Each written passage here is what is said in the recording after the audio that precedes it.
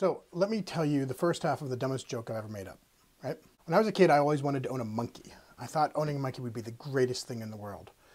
Along with all of the obvious benefits of owning a monkey, one of the nice things is that you would then have somebody else to blame all of your dumb activities on.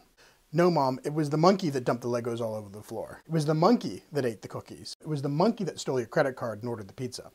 But there's more to it. I'm going to stop it there, though, because the reason I'm sharing this joke is to illustrate a concept that you find in comedy writing called the rule of three.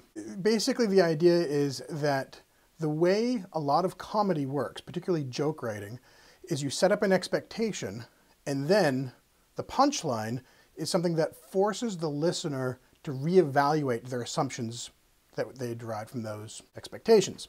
The longer the setup and the longer distance the audience has to travel to get to that punchline, the weaker the joke. The shortest distance you can go to create a true expectation is 2 steps.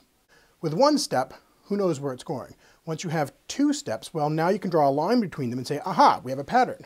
I can predict where the 3rd point on this graph is going to go. And then the 3rd step, instead of being where it's expected, shows up somewhere else, which causes people to say, oh, wait a minute, that's not what I expected. And that sudden disjointing from reality causes laughter. So the theory goes. Now, the reason I shared that with you is because I wanted to share with you my current favorite joke.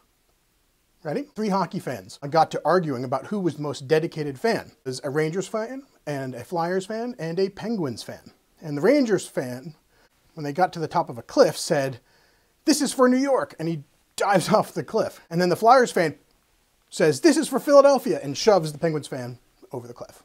That's the whole joke. What I love about this joke is that it subverts this rule of 3. You never get to a 3rd person because the 3rd person, the Penguins fan, is already dead by the time their part of the joke comes up. Why am I sharing this with you?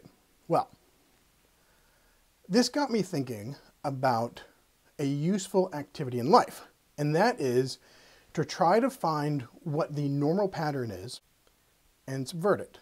Look at the pattern of your life. Look at where you've been. Look at where you are now. Draw a line between those 2 points. Where are you headed based upon where you've come from and where you are right now? And then decide, going to let that pattern just continue, or am I going to subvert it in some way? That's all I got. Just a random thought. I thought I'd share it with you all. And tell me, how are you subverting the rule of 3 in your life? Or how do you plan to? Or do you like where that 3rd point on your graph puts you? Share below in comments. Thanks.